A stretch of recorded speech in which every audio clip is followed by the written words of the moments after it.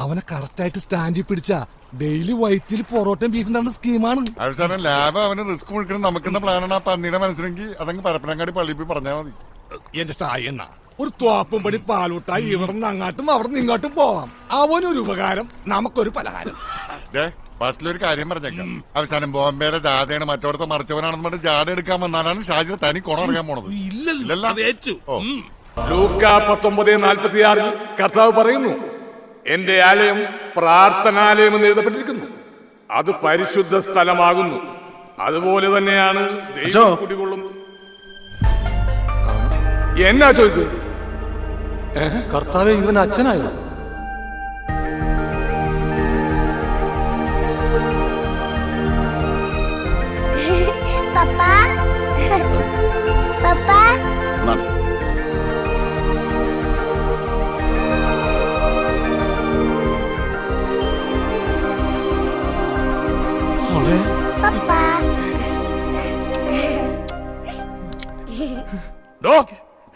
താനെന്ത് തോന്നിയാസോടെ കാണിച്ചത്, അതും ഈ തിരുവസ്ത്രമുണ്ട്. എന്റെ പൊന്നച്ചോ ചാടിയതോ ഒളിച്ചോടിയതോ ഒന്നും അല്ല.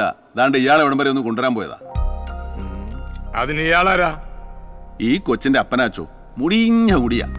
ഇവിടെ പറയുന്നത് ഇയാളെ ഇവിടെ കൊണ്ടുവന്ന അച്ഛനെ എങ്ങനെയും നന്നാക്കി എടുക്കുന്ന ഓരോ ധാരണകളെ. എന്നെ നന്നാക്കിയില്ലേലും കുഴപ്പമില്ല അച്ചോ, ഇയാളെ എങ്ങനെയെങ്കിലും ഒന്ന് നന്നാക്കി എടുക്കും. നമുക്ക് പിന്നെ കുഞ്ഞുകുട്ടി പരാതികളൊന്നും ഇല്ലാത്തതുകൊണ്ട് ഒട്ട് നന്നായില്ലേലും സാരമില്ല. ഈ കൊച്ചിന്റെയും ഇയാളുടെ തള്ളയുടെയും സങ്കടം കണ്ടിട്ട് സഹിക്കാൻ മേലാത്തോണ്ട് അച്ചു എങ്ങനെയല്ലോ ഇയാളെ ഇവിടെ എടുക്കണം അച്ചു. ശരിയാ ഫാദർ, എനിക്ക് വേണ്ടി ഞങ്ങള് പോയത്. എന്നാ ശരി, ഞങ്ങള് പോട്ടെ മോനെ. എന്നാ ശരി. അതെ, വളരെ ഇമ്പോർട്ടന്റ് ആയ ഒരു കാര്യം ചോദിക്കാൻ വന്ന. ചോദിച്ചാട്ടെ. താൻ വിവാഹിതനല്ല അല്ലേ? അല്ല. വിവാഹപ്രായമൊക്കെ കഴിഞ്ഞ സ്ഥിതിക്ക് തനിക്ക് ഇനിയുള്ള കാലം സന്യാസ ജീവിതത്തെ കുറിച്ച് ചിന്തിച്ചൂടെ? താൻ ലോഹിട്ട് വന്നപ്പോ നല്ല കിടു ലുക്കായിരുന്നോ അച്ചോ. ഒരു സന്യാസിക്ക് വേണമെങ്കിൽ തെമ്മാടിയാകാം, പക്ഷെ ഒരു തെമ്മാടിക്ക് ഒരിക്കലും സന്യാസിയാകാൻ പറ്റില്ല അച്ചോ, പറ്റില്ല. എന്റെ സുരേഷ് ഗോപി, ഞാൻ ജസ്റ്റ് റിമെമ്പർ ദാറ്റ് ചെയ്തില്ല. എന്റെ കുഴപ്പം.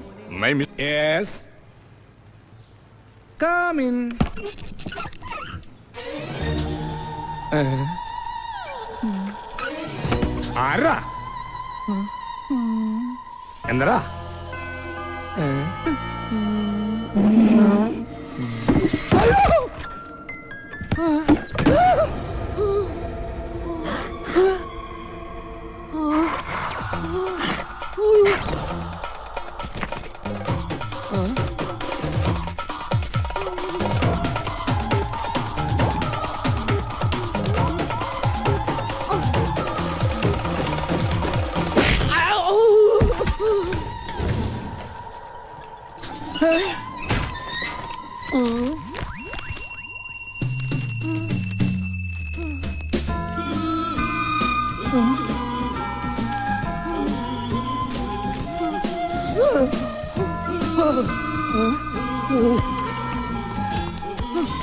ഏതാധാരണവ് പുറത്തേക്ക് ഇറങ്ങി പോയത്?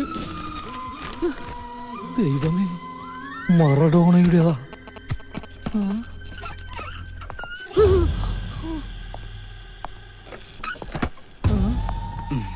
നമസ്കാരം. ആ, നമസ്കാരം നമസ്കാരം. ഇരിക്കി. ഇതെന്റെ അമ്മാവനാ, ജോൺ. Angel John. കാശ്മീരിലായിരുന്നു. കഴിഞ്ഞ കാർഗിൽ വാറിൽ ഇന്ത്യയെ നയിച്ചത് അങ്കിളായിരുന്നു.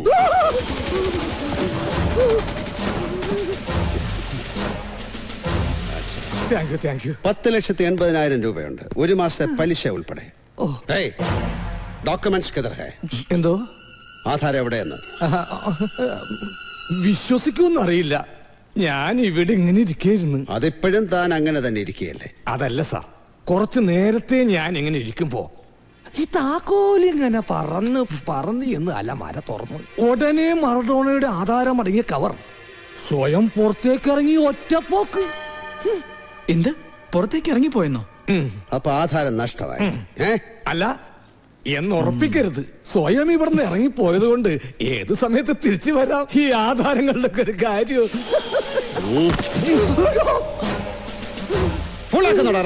ഞാൻ സത്യം പറഞ്ഞത്, എന്നെ ഒന്നും ചെയ്യരുത്. ഞാൻ പാവോ. പലിശക്കാരൻ പിശാചിന്റെ കൂട്ടുകാരനാണെന്ന് അറിയില്ലേ നിനക്ക്? അറിയില്ല. അറിയില്ല? അല്ല, അറിയില്ലായിരുന്നു. ഇപ്പൊ മനസ്സിലായി. അച്ഛാ.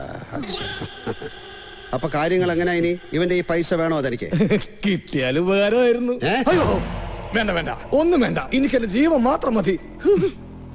ഓക്കെ, വാ പോകാം. ജയ് ഹിന്ദ്.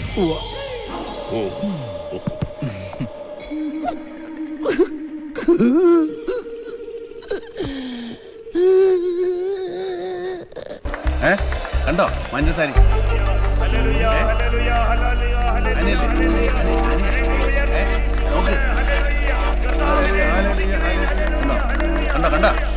ഞാനെങ്ങും കണ്ടില്ല. ഞാൻ കണ്ടു. നാണാവല്ലോ, പ്രായത്തിലൊക്കെ ആയില്ലേ? വല്ലപ്പോഴും സ്തുതിയായിരിക്കട്ടെ. എന്താ അവിടെ പരിപാടി? അവിടെ എല്ലാവരും തൊണ്ടകീറി ദൈവസ്തുതി പ്രഘോഷിക്കുമ്പോ നിങ്ങൾ സ്ത്രീകളുടെ വായിലോക്കി ഹല്ലേലൂയ പറയുന്നോ?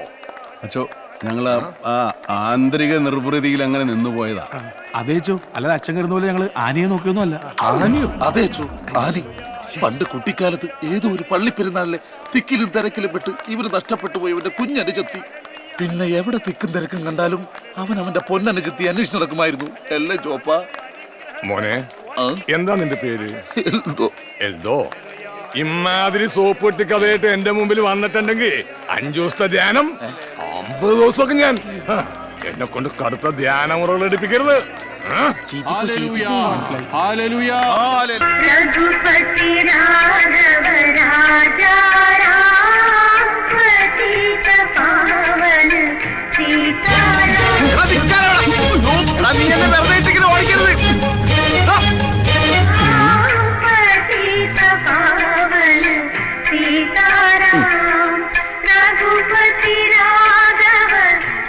ഹേ റാം, ഹേ റാം, ഹേ റാം.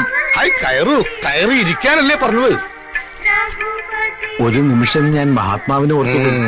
എന്താ വെളുത്ത വസ്ത്രങ്ങൾ അണിഞ്ഞത്? വിധവനാണോ? അല്ല, ഞാൻ ഈ പ്രസ്ഥാനക്കാരനാ. കണ്ണിക്കണ്ട കള്ളനും കുള്ളനും കൊള്ളക്കാർക്കും പിടിച്ചുപറിക്കാർക്കൊക്കെ ധരിക്കാവുന്ന വസ്ത്രമായി മാറിയിരിക്കുന്നു ഇത്.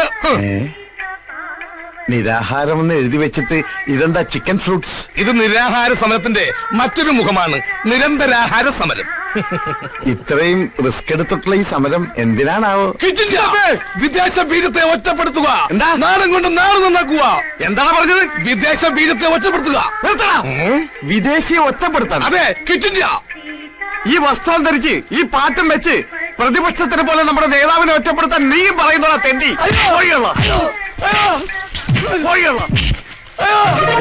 അയ്യോ, ഞാൻ അത്രയും ഓർത്തില്ല. നീ മിണ്ടരുത്. ഇനി മേലിൽ ഈ വസ്തുവായിട്ട് എന്റെ മുമ്പിൽ വന്നാൽ നിന്നെ ഞാൻ ബോംബിട്ടു. അഴിക്കടാ, മുണ്ടഴിക്കടാ. എന്തേത്? ഇതാണ് നമ്മുടെ ആചാരം. കള്ള തിരുമാലി കുട്ടിത്തോക്ക് ഇതുവഴി തന്നെയാണ് ഓടിയത്. ഇതെന്താ പന്നിറങ്ങിയ പുഞ്ചപ്പാടം പോലെ ഉണ്ടല്ല. സമരമുറക്കി ഇപ്പൊ ഇങ്ങനെയായ. നീ പോടാ, ആണും പെണ്ണും കെട്ട താടി വെച്ച 9. അതെ, ഒരു കതറിട്ട തെണ്ടി ഇങ്ങോട്ട് വന്നോ. ആ തെണ്ടിയാണ് എന്നെ ഇങ്ങനെയാക്കിയത്. ഒറ്റ നോട്ടത്തിൽ ഈ കരിങ്കണ്ണുകൊണ്ട് അവന്റെ കാലുടുക്കി. എവിടെ? എന്റെ കണ്ണും പിടിക്കുന്നില്ല, കാണാൻ പറ്റുന്നില്ല. ഒരു കണ്ണടച്ച് ദേ ഇങ്ങനെ ഉന്നം പിടിച്ച് നോക്ക്. ആ, ഇപ്പൊ കണ്ട്. സമ്മതിച്ച്. നിന്റെ ഒറ്റ കണ്ട കാഴ്ച അപാരം. അയ്യോ അയ്യോ, എന്റെ കണ്ണ് കാണില്ല. സഹാക്കളെ, വിദേശ ബീജ കുത്തകകളെ ഒറ്റപ്പെടുത്തുക, നാടുകൊണ്ട് നാട് നന്നാക്കുക എന്നീ മുദ്രാവാക്യങ്ങളുമായിട്ട് തൊഴിൽ രഹിതരായ വിത്തുകാളകളുടെ അവകാശങ്ങൾ സംരക്ഷിച്ചു കിട്ടുന്നതിന് വേണ്ടിയിട്ട് സ്ഥലം MLA-യുടെ വീട്ടു പതിക്കല് സഹാച്ചിറക്കുട്ടന്റെ നേതൃത്വത്തില് സഹാച്ചിറ വേലു നയിക്കുന്ന മൊബൈൽ നിരാഹാര സമരത്തിന്റെ മഹത്തായ 2ാം ദിവസമാണ്.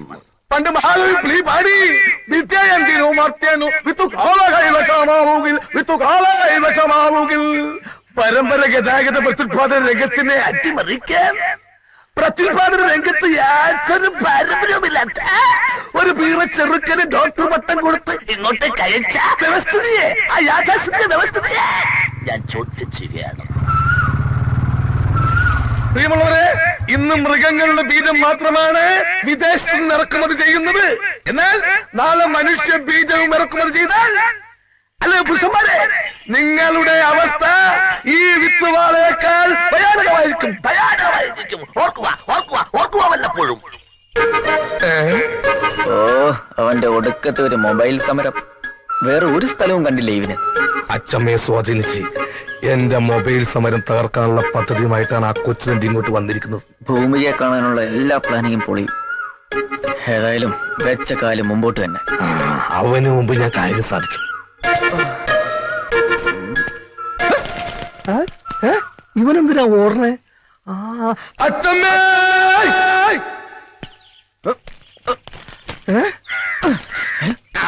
ശരിയാക്കി തരാട്ടാ. ആ ഡോക്ടർ ചെക്കനെ കണ്ടോ നീ? ഞാൻ കണ്ടില്ല. അവന്റെ പാണ്ഡം. അപ്പൊ എന്തിനാ അവൻ ഇവിടെ വന്നതെന്നറിയണമല്ലോ. പാടോ. അവൻ വേദന ഒന്നും എടുക്കില്ല കേട്ടോ. സാരമില്ല. അയ്യോ, അയ്യേ, വൃത്തികെട്ടവന് കാണിക്കണില്ലേ ബാലപീഡനം. ആഹാ, ഇതെന്താ എല്ലാരും കൂടെ ഇവിടെ? എന്തിനാ താൻ ഇങ്ങോട്ട് വന്നത്? മൃഗ ഡോക്ടർ ആണെങ്കിലും അല്പം മനുഷ്യത്വം കാണിക്കണ്ടേ? ഒരു കിടാവിനാണ് മൂക്കേറ് കെട്ടിയത്. മിണ്ടാപ്രാണിയല്ലേ, ഒന്ന് വന്ന് കണ്ടിട്ട് പോകാന്ന് കരുതി. അതിന് താൻ എന്തിനാ മതിലിയാടിയെ? ഗേറ്റിന്റെ മുന്നിൽ വെച്ച് ദേ ഈ കരിങ്കണ്ണൻ എന്നെ നോക്കി. അയ്യോ അച്ഛമ്മ, ഇയാള് കള്ളം പറയാ. മിണ്ടരുത്. ഇനി ഈ വേഷവും കെട്ടി MLA കാണാനാണെന്നും പറഞ്ഞ് ഈ വീട്ടു പരിസരത്ത് കണ്ടുപോകരുത്.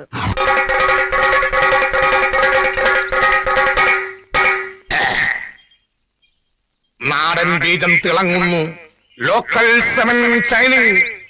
പാവപ്പെട്ടവന്റെ വോട്ട് വാങ്ങി വിജയിച്ച ഒരു സാധാരണ മൃഗത്തിന്റെ അടിസ്ഥാന പ്രശ്നങ്ങൾ പരിഹരിക്കാൻ കഴിയാത്ത ഇവിടുത്തെ MLAക്ക് എങ്ങനെ മനുഷ്യരുടെ ക്ഷേമങ്ങൾ നിലനിർത്താൻ സാധിക്കും? സുഹൃത്തുക്കളെ, എനിക്കറിയുമോ എന്ന് നിങ്ങൾക്കറിയില്ല. അങ്ങ് വടക്ക് UP-യിലും ഗുജറാത്തിലുമെല്ലാം ഗോകുൽ ദൈവങ്ങളാണ് ദൈവങ്ങൾ. അതുകൊണ്ട് ഇനി ഇവിടുത്തെ മൃഗങ്ങളുടെ കണ്ണീര് പോവാനും സ്വാന്തരിപ്പിക്കുവാനും അവരുടെ നീറുന്ന സ്വകാര്യ പ്രശ്നങ്ങൾ പരിഹരിക്കുവാനും ഇവിടുത്തെ ഒരേ ഒരു ശക്തിക്ക് കഴിയൂ. ഇത് ഭരതേട്ടന്റെ വകയാ. ഞാനിപ്പോ നിങ്ങളാളാ. അത് തന്നെയാ തന്നത്. കഴിഞ്ഞ ദിവസം വരെ നീ മറ്റവരുടെ പഠിക്കലായിരുന്നു. അവിടുന്ന് ചവിട്ടി പുറത്താക്കിയപ്പോ ഇപ്പൊ ഇവിടെ ഓന്തിനെ പോലെ നിറം മാറുന്ന നിന്നെ എങ്ങനെ വിശ്വസിക്കാനാടാ തെണ്ടി? അടിയടാ അവനെ. സുഹൃത്തുക്കളെ, വിദേശ ബീജത്തെ ഒറ്റപ്പെടുത്താൻ ഒരു കൈ സഹായിക്കുക, നേടൽ കൊണ്ട് നേടി നന്നേക്കാൻ ഒരു കൈ സഹായിക്കുക എന്നീ മുദ്രാവാക്യങ്ങളുമായിട്ട് ഒച്ചിറ വേലി കഴിക്കുന്ന മൊബൈൽ നിരാഹാര സമരം പുതിയ വഴിത്തിരിവിലേക്ക്.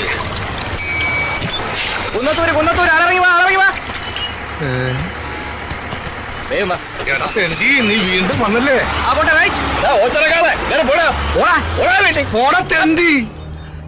മൃഗവൈദ്യ, ഇപ്പൊ ഞാൻ പിടിച്ചിരിക്കുന്നത് ഞങ്ങൾ കേന്ദ്രത്തില. ഒന്നുകിൽ നിനക്കൊരു ട്രാൻസ്ഫർ, അല്ലെങ്കിൽ നിന്റെ വീട്ടുകാർക്ക് ഒരു ബോംബ് പൊട്ടിയ ഡെഡ് ബോഡി. ഏത് വേണമെന്ന് നിനക്ക് ഇപ്പൊ തീരുമാനിക്കാം.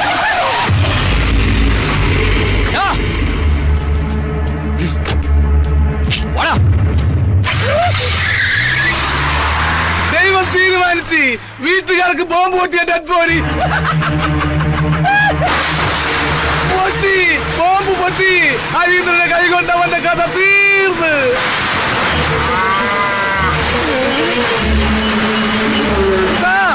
കുട്ടാ, ഓടല്ലേ.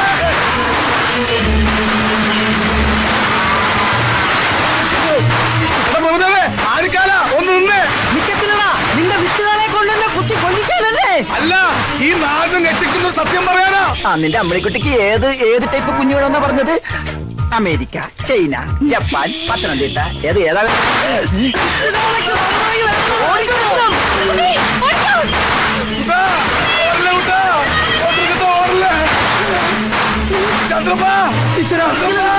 എന്നെ കൂടെ കൊണ്ടുപോ. നീ ഓടി വന്ന് വിട്ടോ. വിത്തുകളെ ഉന്നം വെച്ചിരിക്കുന്നത് എത്തമ്മയാടാ. പണ്ടേ അവനൊരു കണ്ണുള്ളതാ. തീരനെ ഉറപ്പാ. നീ എന്തിനാണ് എത്ര സ്പീഡാ പോകുന്നത്? കാല രത്നമ്മയുടെ പുറകെ പോയി. ബ്രേക്ക് ഞാൻ എപ്പോഴേ പിടിച്ചേനെ. അപ്പം ബ്രേക്ക് ഇല്ലേ? നിർത്ത്. ഇത്ര സ്പീഡിൽ എങ്ങോട്ടേക്കാ? ആ കരിങ്കണ്ണ വേലുവിന്റെ കാല ഇട്ട് ഓടിക്കുവാ. ആണോ? മാറി ബ്രേക്ക് ഇല്ല. വണ്ടി സ്റ്റാൻഡിൽ വെച്ച് സൈക്കിളോട്ട് പഠിക്കാനാ. അയ്യേ, സ്റ്റാൻഡിൽ ഇറക്കിയില്ലേ?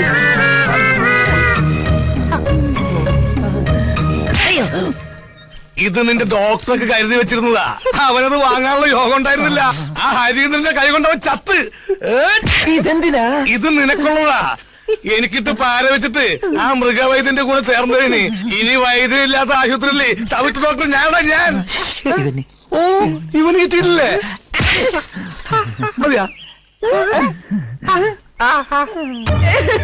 ഇനി ഞാൻ എങ്ങനെ ആൾക്കാരുടെ മുഖത്ത് നോക്കും? രത്നം, എന്താ സംഭവിച്ചത്? ഇനി എന്താ സംഭവിക്കാനുള്ളത്? എന്റെ മാനം കളഞ്ഞില്ലേ നിങ്ങളുടെ കാള?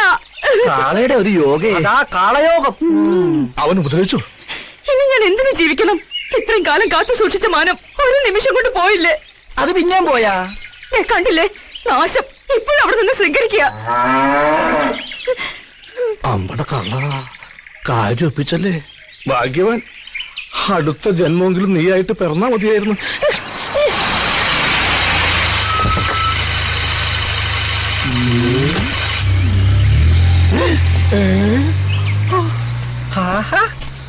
നീ ചത്തില്ല അല്ലേ?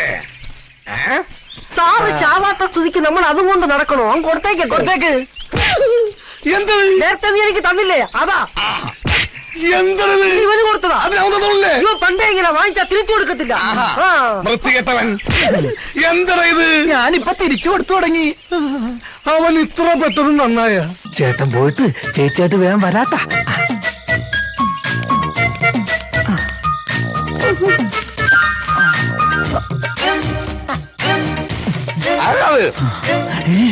വേലുല്ലേ? ബാൽക്കണിയിൽ ആളുണ്ട്.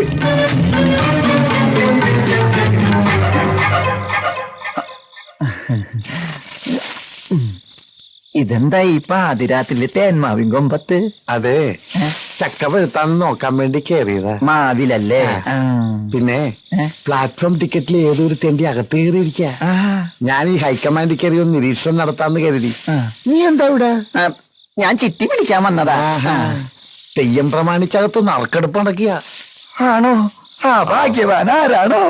ഞാനാണ് ആ ഭാഗ്യവാൻ. ചുവന്ന പട്ട് സാരി എടുത്ത് വെള്ള മുല്ലപ്പൂ ചൂടി രത്നക്കല്ല് പതിച്ച സ്വർണ്ണമാല അണിഞ്ഞ എന്റെ രത്നത്തിന്റെ ചുമലിൽ ചേർന്ന് ഇരിക്കുമ്പോ നിന്റെ കെട്ടിയോൻ ആ കാലമാറിന് അങ്ങനെ എപ്പോ കയറി വരുമോ? അതിന് ചേട്ടൻ ഇപ്പൊ വിയൂർ ജയിലല്ലേ? ഓ, അയാള് ജയിൽ ഇടിഞ്ഞാലും പുറത്തിറങ്ങാതിരുന്നെങ്കിൽ നീ എത്ര ധന്യായാലും ഞാനും. രത്നം, രത്നം. കാള കാള ഓച്ചിറ കാള. ഞാൻ വന്നു, വാതിൽ തുറക്ക്. അവൻ എന്നെ കണ്ടാ നമ്മളെ എല്ലാ ദിവസവും പൊളിയും. ഞാനിപ്പോ എവിടെ ഒന്ന് ഒളിക്കുക. എന്താ വരുന്നോ? വേഗം തുറക്ക്. നിന്റെ വേലു വന്നനാ. അത് കാളേന്ന്. ഇപ്പൊ പുറപ്പെട്ട നേരം വെളുക്കുന്നതും ഓച്ചിറെത്താം. ഓച്ചിറയോ? രത്നം, നിനക്ക് വേണ്ടി എല്ലാം ഉപേക്ഷിച്ചു വന്നവനാണ് ഞാൻ. ഒടുവിൽ കാലം മാറിയത്. എന്റെ അമ്മ ഇതേ വരുന്ന പുതിയ ചിട്ടിക്കാരൻ. ഇവള് ചിട്ടിയല്ല, ബാങ്കാ. ഇത് സാധാരണ ബാങ്കല്ല, സഹകരണ ബാങ്കാ.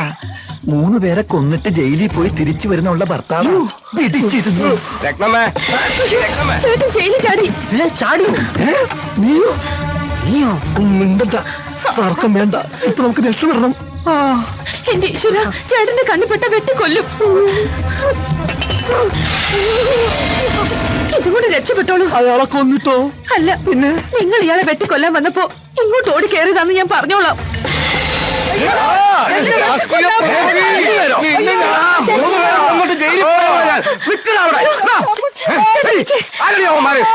ആ മെലിഞ്ഞ പാവത്തിനെ കൊല്ലാൻ വന്നപ്പോ ഇങ്ങോട്ട് ഓടി കയറിയതാ. ഇനി മുകളിലുള്ളവൻ കാക്കണം.